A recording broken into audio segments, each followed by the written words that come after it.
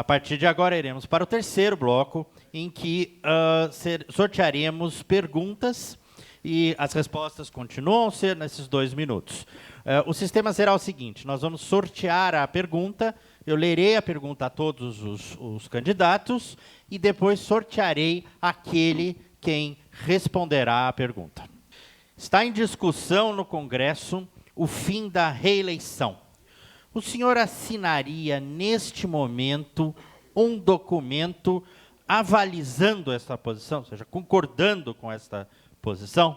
Essa pergunta foi a participação do senhor João Batista Ferreira Neto. E o candidato sorteado a responder essa pergunta é o senhor Pajas Negri. Eu fico feliz pela pergunta. Eu fui beneficiado pela possibilidade de ter a reeleição em Piracicaba, mas a reeleição não é um dado, é uma conquista. Não tem prefeito reeleito se não conseguir ter um bom mandato, uma boa política pública, uma boa campanha, uma boa aglutinação de forças para exercer o seu cargo como prefeito, como governador ou como presidente da República. A instituição da reeleição ela é recente. Em Piracicaba, pelo menos 3 prefeitos tentaram a reeleição. O prefeito José Machado tentou a reeleição e não foi reeleito. O prefeito Humberto de Campos tentou a reeleição e não foi reeleito. E eu tentei a reeleição e fui reeleito. Portanto, a reeleição não é uma coisa fácil de ter. Em Piracicaba, 2 prefeitos não conseguiram a reeleição. Eu não teria o menor problema em subscrever um documento desse a respeito de acabar com a reeleição. Nós tivemos boas experiências de prefeitos reeleitos e tivemos boas prefeito, governador e presidente da República. Tivemos péssimas experiências também de pessoas que na reeleição não fizeram um bom mandato.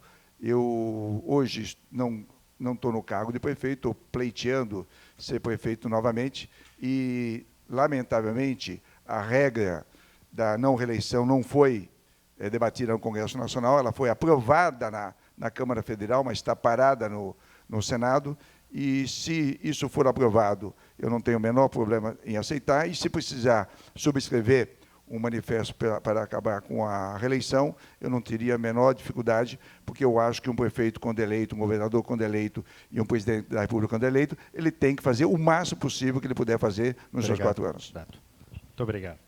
Próxima pergunta. A pergunta é do senhor Aguinaldo José San Juan, do Jardim Ibirapuera.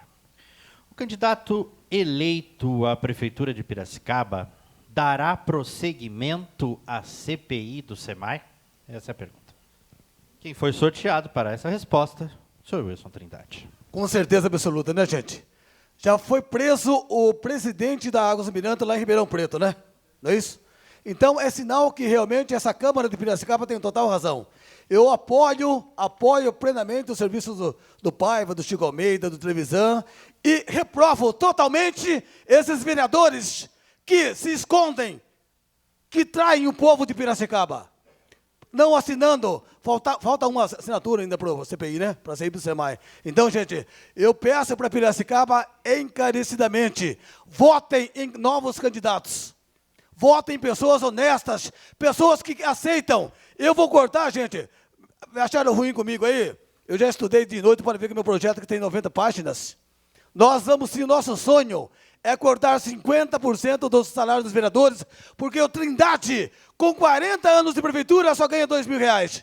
Os professores, guardas civis, policiais militares, esse pessoal maravilhoso da imprensa de Piracicaba, não ganha mais do que R$3.000. Porque um vereador ganha 12 mil, e mais regalias, e sucos, e motorista, gente, é muito demais. Então, eu quero ver sim, gente, eu quero ver sim, voltar à continuidade essa CPI do SEMAI. Com certeza absoluta, e Trindade, ajude Trindade a ser eleito, gente, e Piracicaba realmente voltará a ser uma cidade maravilhosa, com igualdade salarial, igualdade plena, total e restrita. Muito obrigado, sempre uma participação muito animada. O senhor observe que servimos água e não suco aqui, até para questão de economia. Mas a Câmara de Piracicaba tem suco e caro ainda, viu, gente? Próxima pergunta do arquiteto Walter Naime. O que será feito em prol da mobilidade urbana com o aumento da frota de veículos pelas ruas e avenidas, incluindo estacionamentos? Então, quem irá responder essa pergunta sobre mobilidade urbana será Luciano Almeida. Walter, nós aqui temos um problema muito sério, que é a falta de planejamento público, né? Por isso que nós temos esse caos. Acho que a maioria das intervenções que nós tivemos nos últimos anos em Piracicaba nunca se pautou num projeto macro, onde analisasse, primeiro, esse crescimento exacerbado que nós temos aqui da nossa número de veículos e também uma reestruturação da forma como a gente faz no uso e parcelamento de solo, que o senhor conhece bem, que é rever como é que deve ser o tamanho das avenidas, das ruas, e a gente fazer coisas que, de fato, dê retorno na nossa mobilidade.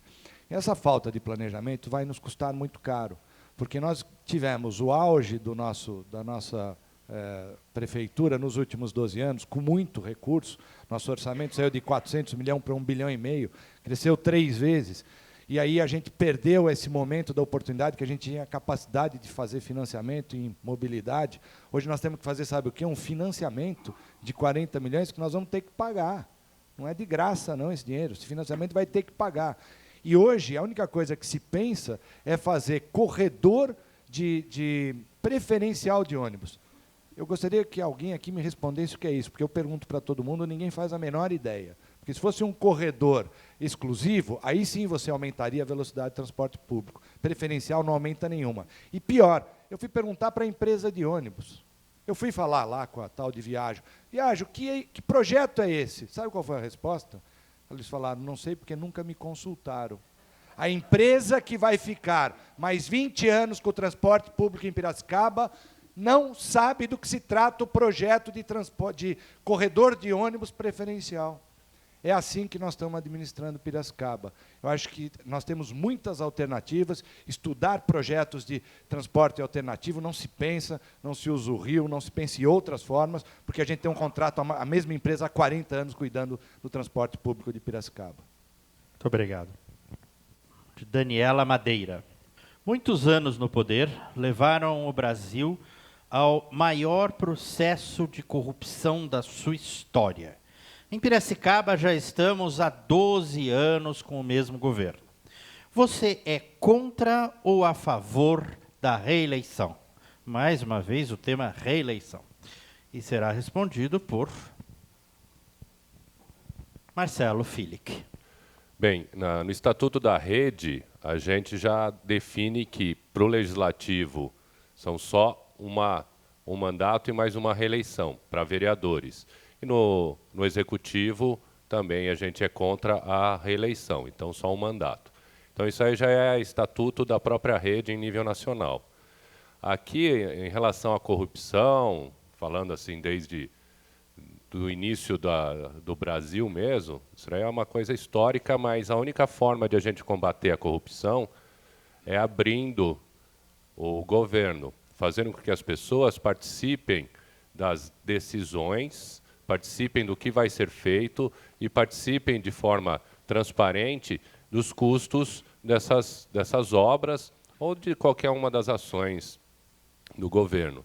Então, a nossa principal ação para combate à corrupção é abrir, chamar todo mundo para discutir, chamar todo mundo para participar do problema e participar da solução. Só que só isso também não basta, a gente vai implantar uma corregedoria, uma ouvidoria municipal. Com isso, de forma independente, as pessoas técnicas vão conseguir verificar isso. Então, é basicamente uma auditoria que a gente consegue fazer nas ações do governo, nas ações do executivo, para que tenha realmente transparência, que tenha essa participação e que todo mundo consiga entender o que está acontecendo. Porque, às vezes, jogar os números num portal de transparência, a maioria das pessoas não entendem. Então, tem que deixar bem claro e traduzir isso para a população, para que elas consigam entender. Então, somos contra a reeleição. Para o Legislativo, apenas uma reeleição, só 8 anos de mandato, não 7 mandatos consecutivos ou coisas piores. Muito obrigado. Próxima pergunta foi formulada por Raquel Teixeira Rodrigues, do Jardim Caxambu. Quais as melhorias no plano de carreira dos professores municipais? Esta pergunta, vinculada à educação, será respondida por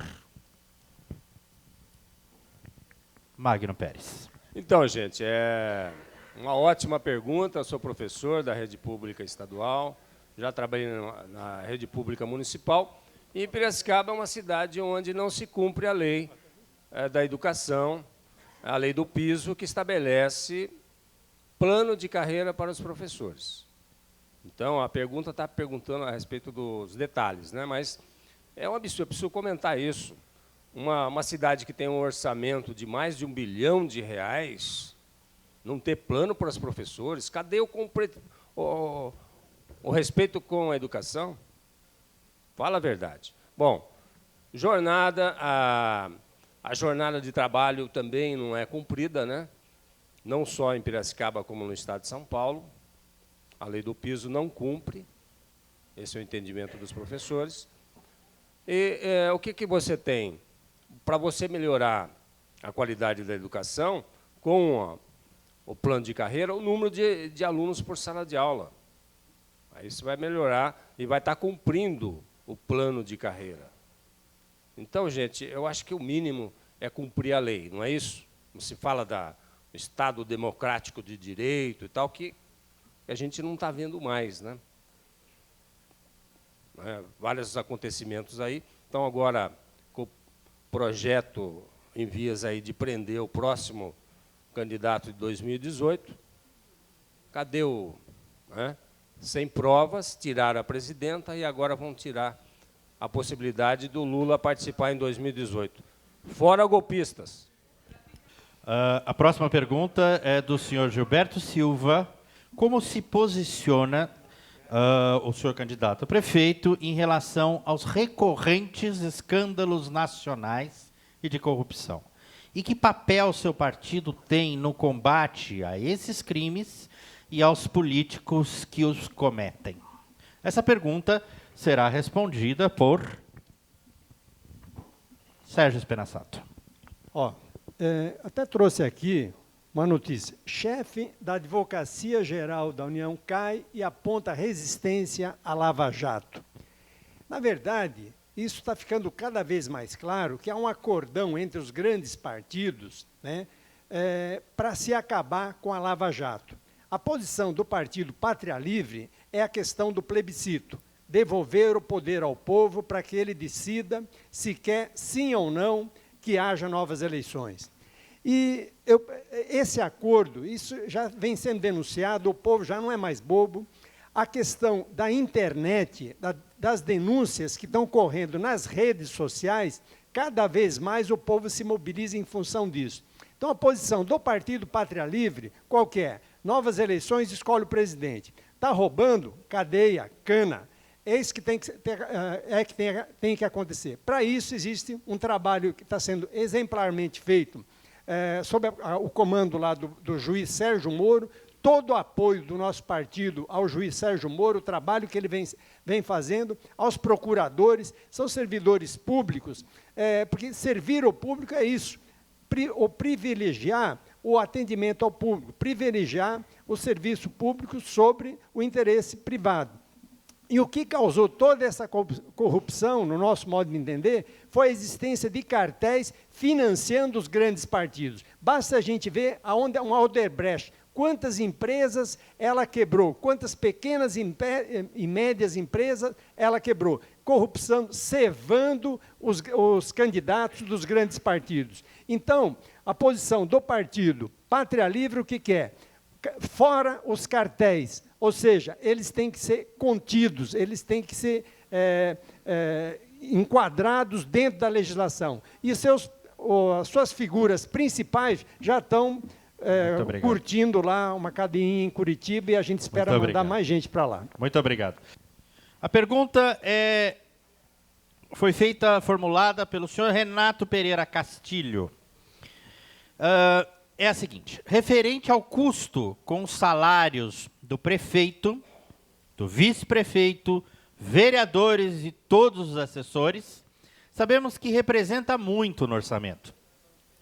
O que o novo prefeito, no momento de crise, pretende fazer para reduzir isso? Essa resposta será dada pelo candidato Edivaldo Brito. Na verdade, o salário dos vereadores não é o executivo que determina quanto eles vão ganhar. É votado pela Câmara de Vereadores, então o executivo, são poderes diferentes, o executivo não pode se envolver. Quanto ao salário de prefeito, não vejo problema nenhum você reduzir o salário do prefeito, que aí é uma opção do prefeito que foi eleito. Então, não vejo nenhum tipo de problema em redução. Agora, o que nós vamos reduzir bastante são os cargos comissionados, são aqueles cargos que já se estende há muito tempo no poder público, que são aqueles apadrinhados dos candidatos a prefeito, do candidato a prefeito que acaba ganhando a eleição e leva um monte de apadrinhado. Nós vamos reduzir esses cargos aí para que a gente enxugue através da redução dos cargos comissionados para a gente poder está economizando para investir na saúde, para investir na educação, na assistência social. Tem outra coisa que eu vou aproveitar a oportunidade, falando em redução de custos, que são prioridade também em nossa administração. Tem alguns contratos do PPP que precisam ser revisados. Nós podemos pegar aí o SEMAI, né, já foi dito aqui hoje, que o dono da Águas do Mirante foi preso lá em Ribeirão Preto, e a gente percebe que existe uma caixa preta no SEMAI. Então, uma das coisas que nós vamos priorizar logo no início da administração é uma grande auditoria no SEMAI, e essa auditoria, a gente vendo e revendo tudo o que está acontecendo, nós chamaremos aí o Ministério Público, a OAB e várias organizações e ONG, para que e o Tribunal de Contas, para que a gente possa quebrar, né, para a gente possa rever esse contrato da Águas do Mirante com o SEMAI, que foram 3 aumentos esse ano, 3 aumentos, onde a dona de casa pagava R$80 e hoje está pagando 300. Quer dizer, na minha opinião, existe uma caixa preta que precisa ser aberta. E o contrato do lixo e vários outros contratos que nós vamos revê-los para que sobre dinheiro para o município. Pergunta formulada pelo nosso leitor Carlos Roberto Rodrigues. Piracicaba, considerada uma das melhores cidades do estado de São Paulo e do Brasil, tem um compromisso histórico com o desenvolvimento econômico, social e ambiental. Seja qual for o próximo prefeito, terá que avaliar a competência gerencial com visão estratégica. Pergunta: qual o compromisso dos candidatos a prefeito com o desenvolvimento econômico sustentável e quais seriam algumas ações efetivas a serem realizadas nesse aspecto nos próximos 4 anos? A pergunta será para Tiago Nalesso. Muito bem, obrigado pela pergunta. A pergunta é bastante importante. E nós, do PSOL, nos apresentamos, no que se refere ao desenvolvimento social, como ecossocialistas.